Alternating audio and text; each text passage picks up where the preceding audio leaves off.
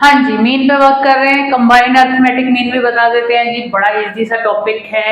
आपको 11th में भी चाहिए, सीयूटी में भी चाहिए, बीकॉम में भी चाहिए, बीबीए में भी चाहिए, सीए फाउंडेशन में भी चाहिए। देखिए जी, कभी कभी क्या होता है, नॉर्मल मीन कैसे निकालते हैं वो तो हम समझा चुके हैं। अब कंबाइंड मीन यानी हमारे पास डेटा जो है वो 2 सेक्शंस का गिवन है। हम ये लेते हैं 2 क्लास है हमारी और उनका सेक्शन ए का डेटा है, सेक्शन बी का डेटा है। सेक्शन ए के जो मीन मार्क्स आ रहे हैं, जो एवरेज मार्क्स आ रहे हैं, दैट इज 30, और सेक्शन बी के जो मीन मार्क्स आ रहे हैं, एवरेज मार्क्स आ रहे हैं, that is 40। Number of student section A में आपके 60 हैं और सेक्शन बी में आपके 40 हैं। इस तरीके का न्यूमेरिकल आता है। ठीक है जी, फॉर्मूला क्या है हमारा कंबाइंड मीन निकालने का? x bar equal to x bar 1, कितनी वैल्यू है 30, फॉर्मूले में तो पुट करनी है।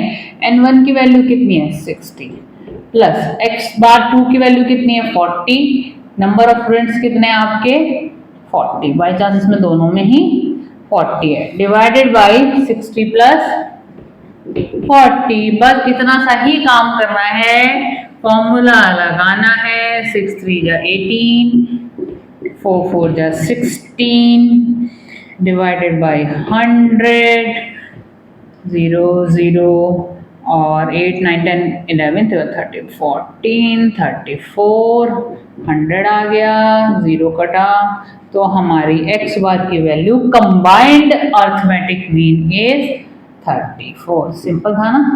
कितना ही सिंपल था, ये फॉर्मूला ही तो लर्न करना था। चलो जी, लाइक करके जाइएगा। All the best. एक और न्यूमेरिकल लिया कंबाइंड अर्थमेटिक मीन का, थोड़ा सा ट्रिकी है ये। ठीक है, इसमें सिचुएशन क्या है आपको डिस्प्ले हो रहा होगा। The average wage of all the workers in a factory is 500, यानी combined arithmetic mean is given to you. If the average wage paid to male and female workers are 600 and 200, find out the percentage of male and female workers employed in a factory.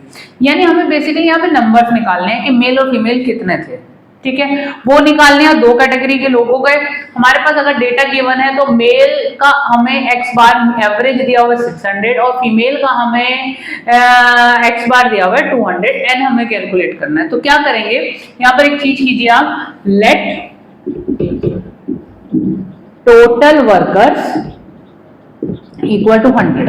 अब जो total workers हैं इसमें mail भी होंगे और female भी होंगे basically. ठीक है, अब मेल की एक हम कैटेगरी बना लेते हैं। तो मेल को हम डिनोट कर देते हैं n से, और जो फीमेल है, फीमेल जो कैटेगरी है उसको हम डिनोट कर देते हैं 100 माइनस n। यही तो होगा क्या भाई, हमारे यहाँ तो मेल होंगे या फीमेल होंगे। टोटल वर्कर्स हमें पता है 100 है, 100 में से अगर हम मेल माइनस कर देंगे तो हमारे फीमेल निकल के आ जाएंगे। ठीक है, अब वैल्यूज को पुट करना स्टार्ट कीजिए। बस ये इसी तरीके से लॉजिक लेना था।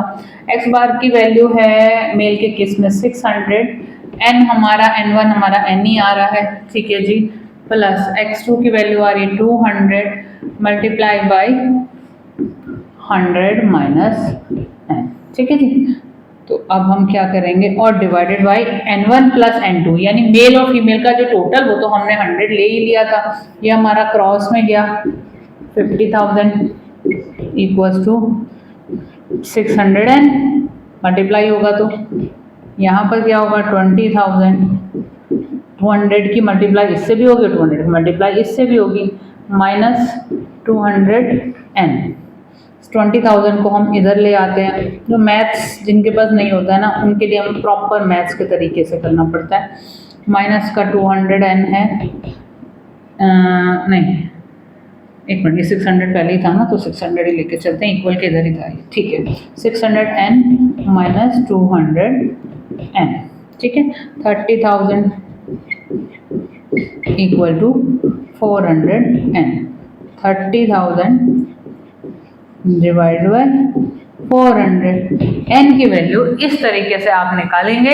अब बताओ कितना सिंपल हो गया। थोड़ा सा ना बच्चे ना पकड़ नहीं पाते इस क्वेश्चन को, क्वेश्चन सिंपल ही था। तो आपकी जो वैल्यू आ गई n की आ गई आपकी 75। 75 इज योर मेल, और आपके जो फीमेल थे, यानी this is your male category, और जो आपकी फीमेल कैटेगरी हो गई 100 माइनस 75 इक्वल्स टू 25। तो 75% अगर हमारे मेल हैं तो 25% हमारे फीमेल हो गए। बेसिक सी चीज है, बट करके चलिए। इस तरीके से ट्रिकी लगता है बच्चों को क्योंकि इसमें फैक्टर क्या था, इसमें टोटल वर्कर्स को हमने लेट लिया, फिर हमने एक मेल को भी एक डिनोमिनेशन दिया, उसके हिसाब से फीमेल को भी एक डिनोमिनेशन दिया, फिर जाके सॉल्व किया। नॉन मैथ्स वालों के लिए ट्रिकी है, वो जरा ध्यान से पूरी लास्ट तक कैलकुलेशन देखिए। Like share subscribe.